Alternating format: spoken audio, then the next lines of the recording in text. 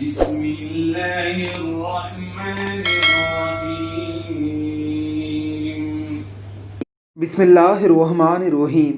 یہ اسلام آباد safe city police کے ایک مایہ ناز پولیس کانسٹیبل ہیں۔ ان کا نام گلاب خان ہے۔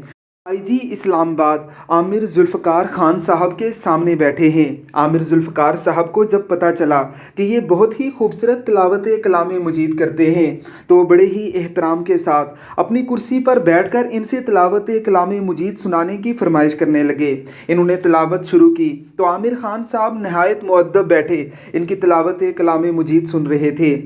گلاب خان کی تلاوت اس قدر خوبصورت تھی کہ آئی جی سمیت تمام پولیس آفیسران ہی دم بخود بیٹھے ان کی تلاوت سنتے رہے۔ جی صاحب نے ان کی صلاحیتوں کو سراہتے ہوئے انہیں 15,000 روپے کا نقد انعام بھی دیا ہے۔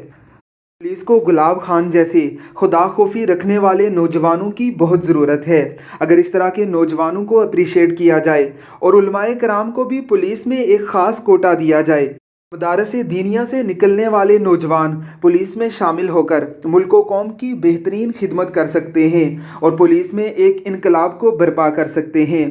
جنہوں نے اپنے نبی کا دین پڑھا ہو وہ شرم نبی اور خوف خدا رکھنے والے لوگ ہوتے ہیں۔ ایسے لوگ محکموں میں اصلاحات لا سکتے ہیں۔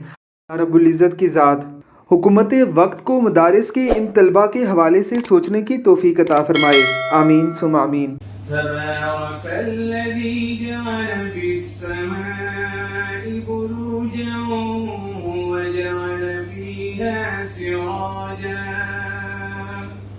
وجعل فیہا سراجا وقمرا منیرا وهو الذی جعل اللیل والنہار خلفة لمن أراد أن يذكر أو أراد شكورا وعباد الرحمن الذين يمشون على الأرض هونا